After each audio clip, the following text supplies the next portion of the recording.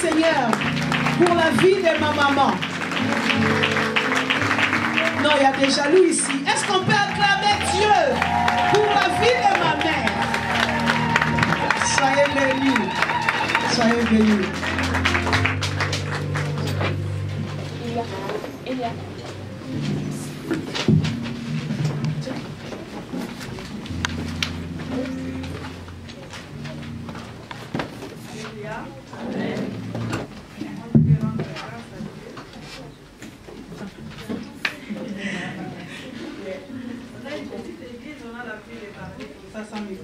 Donc je vais rendre grâce à Dieu pour tous ces témoignages, les témoignages de notre sœur, ça m'a touché. Je ferai un témoignage aussi, moi j'ai vécu presque pareil. Et je vais rendre ces moments au Seigneur, ces temps au Seigneur. Père, dis-toi par ça. Je voulais te dire merci. Je voulais te glorifier, te bénir. Je voulais te dire, Seigneur, que tu es le même aujourd'hui éternellement. Père Dieu, 3 fois saint, je te dis merci pour la grâce que tu as fait à chacun de nous d'être là. Merci pour toute cette... merci pour ces témoignages, mais merci pour ces paroles que nous avons entendues venant de toi. Père, je ne suis pas digne de parler devant toi, devant tes serviteurs, servantes, devant tes enfants. Mais parce qu'un jour tu es venu à moi, tu m'as tendu la main. Tu as dit, viens ma fille, telle que j'étais dans la boue, dans la saleté, tu m'as pardonné. Et aujourd'hui, je peux me mettre devant toi. Et je te dis merci Jésus. Amen. Alors, le thème c'est pour l'amour d'une femme. Qu'est-ce qu'un homme ne peut faire pour avoir la fille qu'il aime? Il choisit pour elle les cadeaux les plus particuliers. Et quand il part avec elle, quand il part avec elle, il utilise un langage de foi spécial. N'est-ce pas les hommes? Cela engage beaucoup d'hommes à la séduction tout en cherchant les meilleures paroles et les meilleurs cadeaux destinés à son élu. Nos hommes africains sont à mon avis les plus jaloux, n'est-ce pas? J'ai souvent vu chez nous les hommes se battre pour une femme. Ah oui, ça j'ai vu beaucoup. Hein? Les hommes se battre pour une femme, tout cela pour être le seul propriétaire. Cet amour ne peut pas être comparé avec l'amour de Dieu, n'est-ce pas? N'importe comment que l'homme peut aimer, ne peut pas être comparé avec l'amour de notre Seigneur et Sauveur. Parce que lui, il est mort pour nous, pour moi, pour toi. Sur la croix, il a versé son sang pour toi, pour que tu puisses avoir la vie, pour qu'un jour nous puissions avoir la vie éternelle. Amen. La vraie gloire de Sion réside en ses habitants. Nous avons entendu là tout à l'heure comment notre sœur a parlé. Dans Ésaïe 62, verset 5b, la parole de Dieu nous dit: tu feras la gaieté de ton Dieu. Quel est le prix que Dieu attache à son peuple? Vous le savez? Le prix que Dieu attache à son peuple, c'est quoi ce prix-là? Dieu a tellement aimé Sion, Dieu a tellement aimé la femme, qu'il a désiré de la rendre de plus en plus pure. Dieu, il est mort sur la croix pour toi, femme, pour moi, pour que nous puissions vivre cette éternité, témoigner, nous sanctifier pour qu'un jour nous puissions aller à la droite du Père, aller à côté sur le trône éternel. Donc Dieu a tellement aimé Sion qu'il a désiré la rendre de plus en plus pure en témoignant l'amour particulier qu'il avait pour la vie de Sion. La femme qui a manqué l'amour des parents ou qui a subi des violences dans sa vie, Dieu l'éclaire jusqu'à ce qu'elle soit délivrée. Malgré tout ce que tu as subi, Dieu arrive toujours à t'amener à la délivrance, à la libération pour que tu puisses le servir. Donc la femme est délivrée de toutes ces choses qui affectent sa communion avec lui. Cette parole prophétique qui nous touche des vrais juifs à l'époque, mais aujourd'hui aussi, ça nous concerne. La restauration des Sion se fera avec Jésus. Sans Jésus, on ne peut pas être restauré. Donc cet amour que Jésus a porté sur la femme,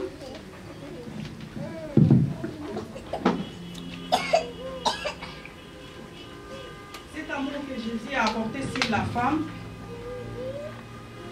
moi-même je l'ai reconnu, le Seigneur qui m'a protégé dès mon enfance. Je croyais que mon père adoptif, qui était mon beau-père, avait un vrai amour à ma soeur, à mes nièces et à moi.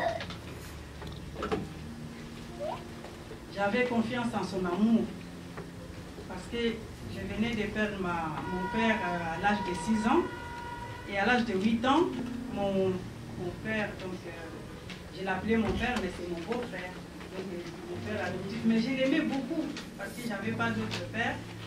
Je l'aimais beaucoup comme vraiment mon père.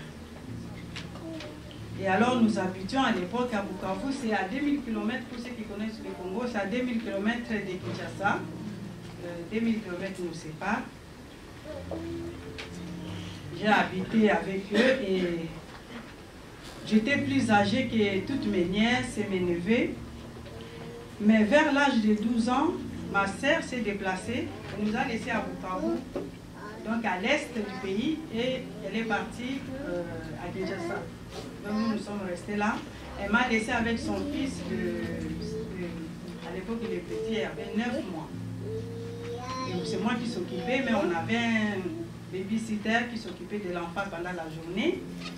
Et moi, quand je venais, je m'occupais de l'enfant, je m'occupais de mes nièces, en plus de mes études.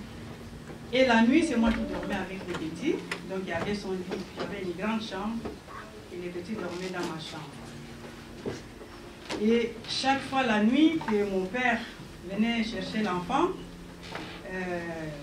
bon, là, quand vous savez, à l'époque, hein, les papas, parce qu'aujourd'hui, les gens ont compris que toutes ces activités de sortir la nuit, aller en boîte, manger, boire, ça ne sert à rien. Mais à l'époque, nos papas, c'était ça. Il est avec vous après le travail, vous mangez à table, 8h, 20h, 22h, lui il sort et il revient que vers 2h du matin. Donc il y a qu'un habillé, comme on disait avant. Voilà. Donc là, j'étais là, je garde l'enfant.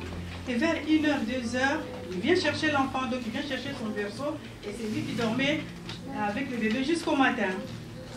Alors un jour, j'ai fait un rêve que quelqu'un m'ait touché. J'ai sursauté comme ça, quelqu'un m'ait touché dans mon poitrine, j'ai sursauté, j'ai dit ah, et j'ai fait un rêve, mais je ouvre mes yeux comme ça, lui il était assis comme ça sur mon lit, et le bébé était encore là, et il m'a touché ma poitrine. Je les regarde comme ça, c'est mon papa. Et puis, je ne pouvais rien dire. Donc, je n'ai rien dit. Après, il a dit, non, je voulais seulement prendre l'enfant. Hein. Je voulais prendre l'enfant. Il a pris l'enfant, il est parti avec l'enfant. Et maintenant, c'était tous les jours, il me touchait dans les poitrines. J'avais tellement peur la nuit, j'avais peur avant. Cette histoire, je ne l'ai jamais dit, c'est la première fois. J'ai un peu du mal à le dire, mais c'est la première fois que je le dis. J'ai dit un peu à ma fille et à mon mari, c'est aussi. Et chaque soir, c'était comme ça. Alors, qu'est-ce que je faisais? Je prends un pantalon, je mets pyjama, je mets quelque chose comme une baya comme ça. Et puis, je prends les pannes, je m'enferme partout. Comme ça pour me protéger. Et alors la nuit, chaque nuit il venait, il me touchait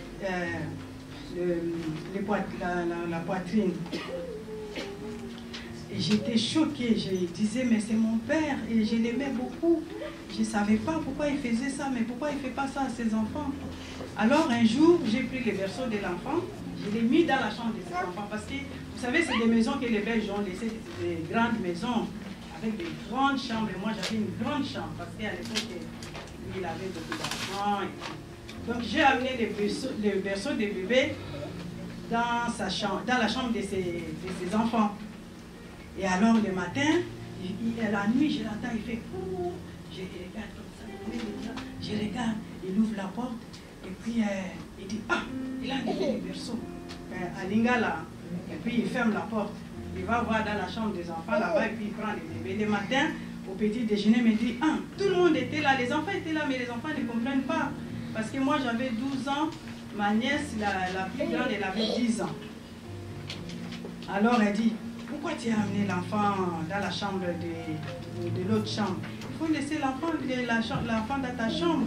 Je ne pouvais rien dire. Je ne pouvais même pas dire aux amis de ma soeur, parce qu'ils allaient me traiter de menteuse. À l'époque, si tu dis comme ça, hey, il va divorcer, il va faire séparer sa soeur, elle est sorcière. Ça allait faire ça. Donc j'ai gardé ça sur moi.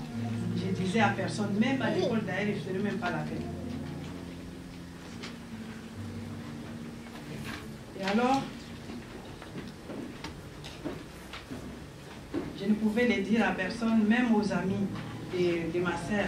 Et je ne le pouvais pas. Elle m'aurait traité vraiment de menteurs, de mensonges, quoi. Donc j'ai subi ces attouchements pendant 6 mois, pendant que ma sœur n'était pas là. Je me disais, pourquoi ne fait-il pas ça à ses propres enfants? C'est la question que je me faisais. Parce que moi, je me disais, c'est mon père, je l'aimais beaucoup, je l'aimais beaucoup. Dès que je voyais les soirs venir, mon cœur battait. Et j'avais peur. J'ai commencé à développer une haine après. J'ai développé une haine contre, pas seulement contre lui, mais contre tous les hommes. J'ai développé une haine. Moi, j'ai grandi, je ne m'approchais pas des hommes. Ni garçons, ni jeunes garçons. Non, je n'aimais pas. Et j'ai aussi développé une crise d'estomac. J'avais l'estomac qui me faisait très très mal. Et alors j'ai acheté du lait. Je disais, achetez-moi du lait. Mais pourquoi tu aimes beaucoup le lait comme ça? Et je disais toujours non, parce que j'aime. Ça me fait un peu du bien quand je bois, ça me... Hein? Et ça me rend mon thème. Voilà, c'est ça que je disais. Et à l'âge de... Après, à 14 ans, nous avons déménagé de cette ville-là. Ma sœur est venue, je n'avais jamais dit à ma sœur. Parce que si j'avais dit à ma sœur, elle allait se séparer de son mari. Et je ne voulais pas qu'il soit le divorce, que moi je sois la cause de leur divorce.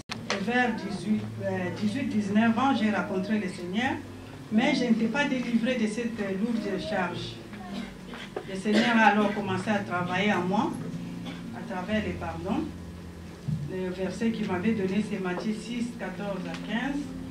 Si vous pardonnez aux hommes leurs offenses, votre Père vous pardonnera aussi. Mais si vous ne pardonnez pas aux hommes, votre Père ne vous pardonnera pas non plus vos offenses. Alors, plusieurs années après, parce que c'était un processus, hein, c'était... D'abord, je voulais aller au couvent parce que je ne voulais pas voir les hommes. J'ai commencé à aller au couvent. J'aimais beaucoup aller être avec les sœurs, avec leurs robes. J'ai beaucoup aimé ça. Mais le Seigneur m'a ramené.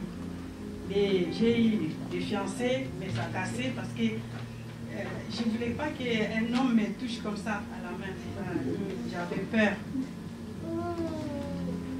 Et alors, le Seigneur m'a régénéré petit à petit. Il m'a donné un mari.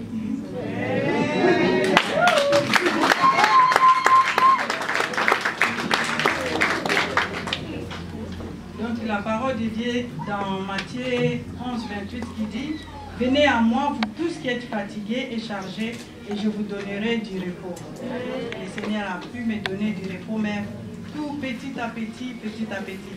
Mais à l'époque, quand je me suis mariée, je n'aimais pas qu'il me touche. Des fois, parce que lui, il aime me toucher ici. Et quand il me touche, je jette sa main. Je dis non, ne me touche pas. S'il te plaît, pousse-toi. Tu es là, mais pousse-toi, mais je ne me touche pas. Mais petit à petit, maintenant, ça va.